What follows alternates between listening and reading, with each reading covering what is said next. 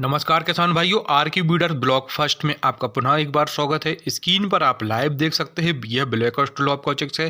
अगर डे की बात करी जाए तो 6वें 7वें 8वें दिन के मैनेजमेंट के रूप में देखा जाए तो नीचे का जो पेपर था वह हटा दिया है।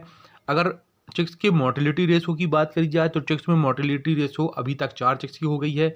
एक दिन बाजू के फार्म से सोनाली मुर्गी इसके अंदर घुस गई थी, जिसके कारण 3 बच्चों को यह मार दिया था, इसीलिए 3 बच्चों की वो मोर्टेलिटी हो गई। और इसमें जो ब्लैक ऑस्ट्रेलोप का चिक्स है, इसमें एस्परजिलोसिस नामक एक रोग हो गया है।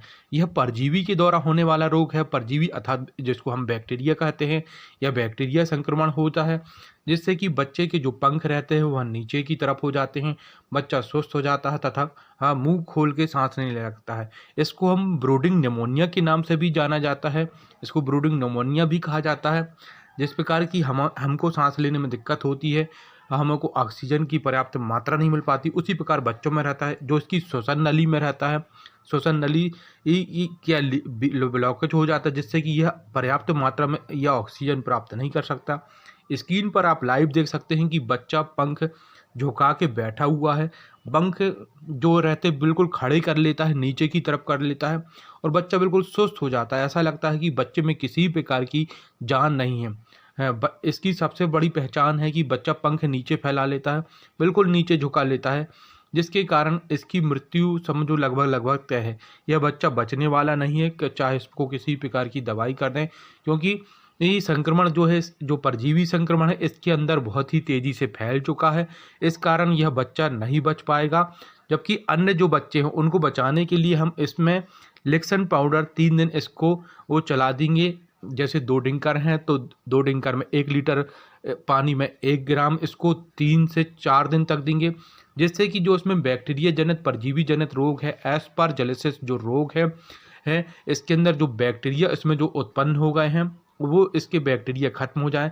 एस्परजिलोसिस में रहता है फेफड़ों में हल्के हल्के सफ़ेद सफ़ेद धब्बे पड़ जाते हैं। यदि आप इसका पोस्टमार्टम करेंगे तो आप इसमें देखेंगे कि आप जैसे ही इसका पोस्टमार्टम करके देखें तो इसके फेफड़ों में सफ़ेद सफ़ेद चिट्टे चिट्टे दाग बन जाते हैं, जिस कारण कि यह इसकी जो श्वसन नली रहती है, सांस लेने में इसको दिक्कत कठिनाई का सामना करना पड़ता है और जिस कारण कुछ समय बाद इस चिक्स की मृत्यु हो जाती है। अब इस रोग होने के एस्परजिलोसिस रोग होने के कारण क्या क्या है? एस्परजिलोसिस रोग होने के कारण है कि हैचरी से जो चिक्स रहता है वह अच्छी क्वालिटी का नहीं आता, जो अंडा रहता है वह कमज़ोर रहता है, या ऐसा हो सकता है जो हैचरी वाले ने है जो ट्रे है वह डेटॉल से या किसी भी तरह से साफ न करते हुए उसी में फिर से अंडा लगा दिया, जिससे कि यह जो बैक्टीरिया परजीवी पहले से उसमें था और वही परजीवी जो नेक्स्ट हैचिंग है उसमें भी परजीवी उत्पन्न हो जाता है। हैचरी की गलती से भी एस्परजिलोसिस रोग होता है। यह 1 से 7 दिन तक के बच्चों में होने वाला रोग है। हैचरी अगर साफ सफाई का ध्यान नहीं रखती तो उसके कारण भी हो सकता है एस्परजिलोसिस रोग। यदि आपके ब्रूडिंग हाल में गंदगी है, यदि ब्रूडिंग हाल में बीड है, गंदगी है, निमोनिया की मात्रा बढ़ रही है, उस कारण भी एस्परजिलोसिस रोग हो जाता है। यदि आपके जो ड्रिंकर हैं, ड्रिंकर के अंदर फफूंदी है, फफूंदी जमी हुई है, तो फफूंदी के कारण भी यह रोग हो जाता है।